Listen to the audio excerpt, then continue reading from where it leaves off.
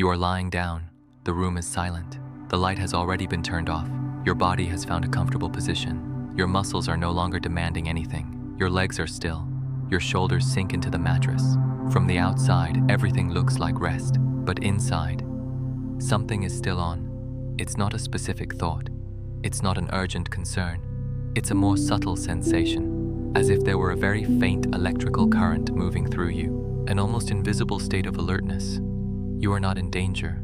You are not solving anything. You are not preparing for anything. And yet, there is a quiet tension. Your body is still, but the system is not completely at rest. Maybe you recognize this. The difficulty in fully switching off. The feeling that sleep doesn't go as deep as it should. The impression that rest never fully restores. You wake up after hours in bed. Technically, you slept, but something still feels awake. It's not classic insomnia. It's not intense anxiety. It's a light, persistent activation, as if your organism were waiting for a signal that never arrives. During the day, this is barely noticed. There are tasks, conversations, stimuli. There is enough movement to justify the energy circulating. But when your body finally stops, the absence of external movement does not produce the same internal silence. You lie down to rest, but you feel a kind of readiness. It's not agitation, it's low-level vigilance. A constant listening, as if something could happen at any moment, even though rationally you know nothing will. That's the confusing part. You can't point to a clear reason. The environment is safe. The door is locked. Your phone is silent. And even so, the system does not fully disarm. There is a subtle difference between being tired and being activated. Sometimes you feel exhausted, but not relaxed. Your body asks for pause, but internally there is residual tension. You might be sitting on the couch or in what appears to be a quiet Sunday and still feel a background alertness. It's not fear, it's not panic, it's continuity, as if your organism were maintaining a minimum level of readiness, just in case. You breathe, but the air doesn't seem to fully deepen. You close your eyes, but the sense of vigilance does not disappear. It's as if your body has stopped, but the system never received the same instruction. And perhaps the most intriguing part is that this doesn't seem serious enough to question. You keep functioning, you keep working, you keep meeting obligations. Nothing collapses, but rest does not fully replenish you.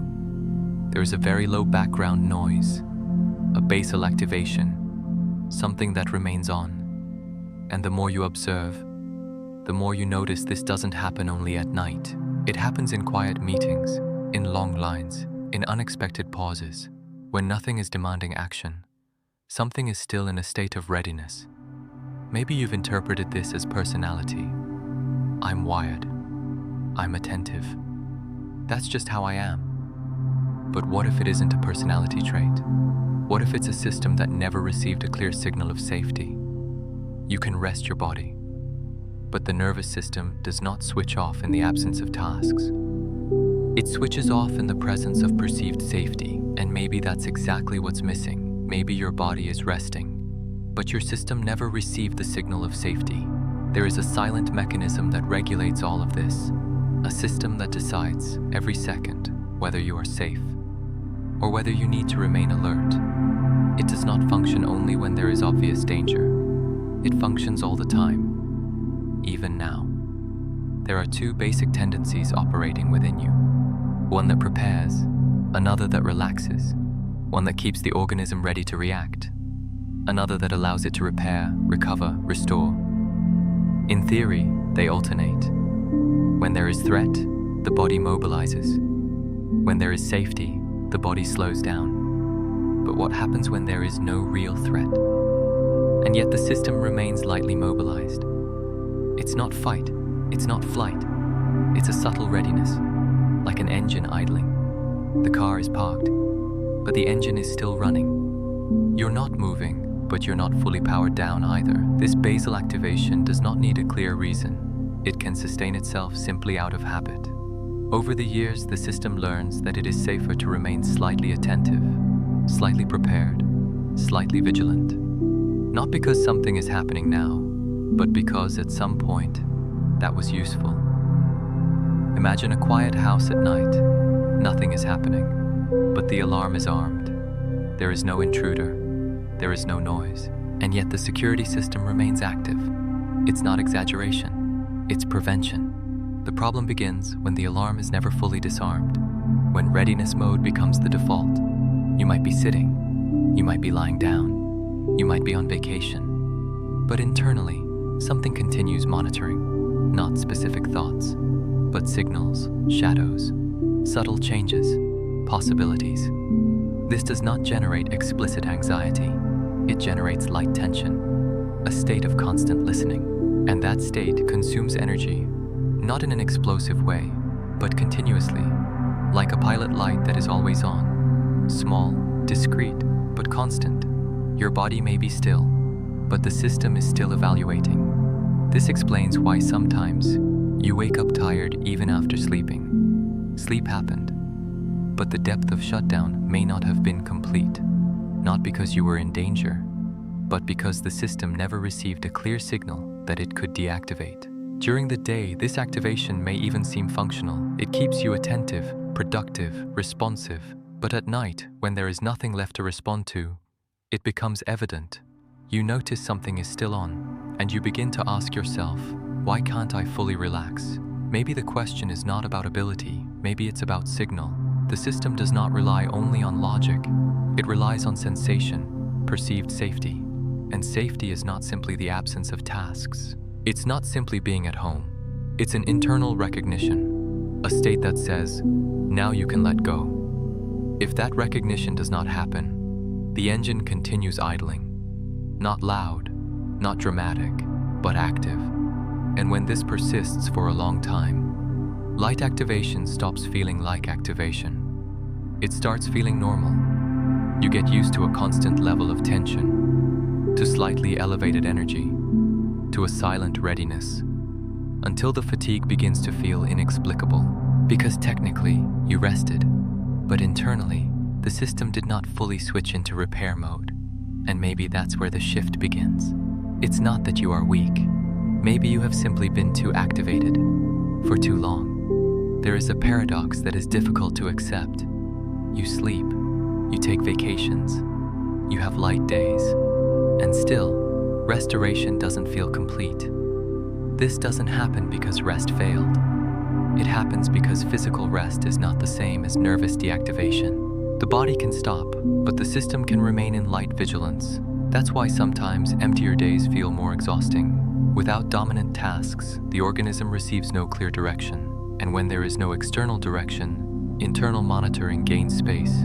You can spend a quiet Sunday, nothing urgent, nothing heavy, and still feel a subtle tension. It's not about what you did, it's about the state you remained in. There is a difference between muscular fatigue and prolonged activation. Muscular fatigue calls for rest. Prolonged activation calls for recognized safety. If the system never perceives that it is truly safe, it does not fully deliver the command to slow down. It reduces, but it does not conclude.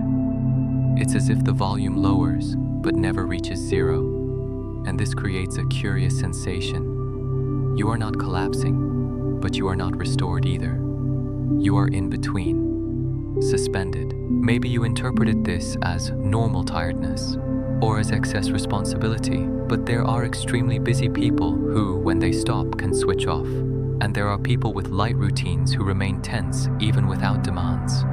What differentiates them is not only the schedule, it is the basal state of the system. If it learned that being alert is safer than fully letting go, it maintains that posture, even when there is no immediate reason. Sleeping helps, but it does not redefine the pattern. Vacations relieve, but they do not alter the default mode of activation. You can change the environment, but the system carries its mode with it.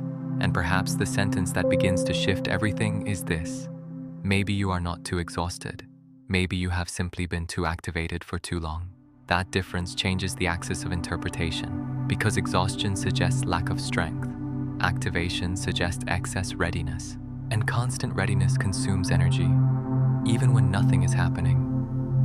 That explains that slight tension in your shoulders for no reason. The breath that never fully deepens. The rest that never feels total. It's not drama. It's not illness. It's a system that has remained in a state of unconfirmed safety. And when safety is not confirmed, shutdown does not fully happen. Maybe what is missing is not more rest. Maybe it is recognition. The nervous system does not operate only based on completed tasks.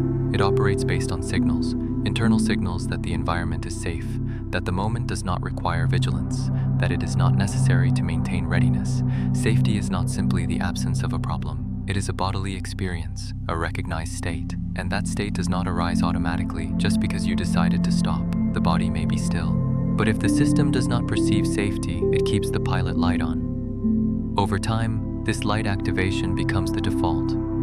You forget what it feels like to be fully disarmed. Subtle tension becomes normal. Readiness becomes identity. And fatigue becomes a constant companion. Not because you are weak, but because your system has remained active beyond what was necessary. This is not a moral failure.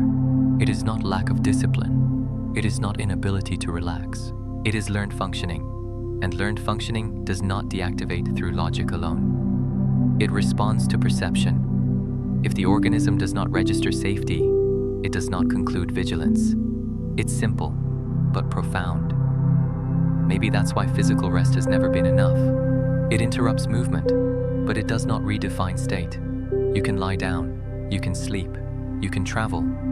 But if the system remains in light alertness, restoration will never be complete. That changes the question. It is no longer, why am I so tired? It becomes, why do I remain activated even when I don't need to be? That shift alters how you observe your own experience. You stop accusing yourself of weakness. You stop comparing yourself to those who seem to relax easily. You begin to notice that maybe the problem is not lack of effort, but excess readiness, and prolonged readiness drains, silently, without spectacle, without crisis, until the body begins to ask for something different. Not just sleep, but real shutdown. The system does not switch off on its own. It needs to recognize safety. And if it never received that signal clearly, it will continue functioning as if it were still waiting for something. Sometimes, the problem is not that you didn't rest. It's that your system was never given permission to stop.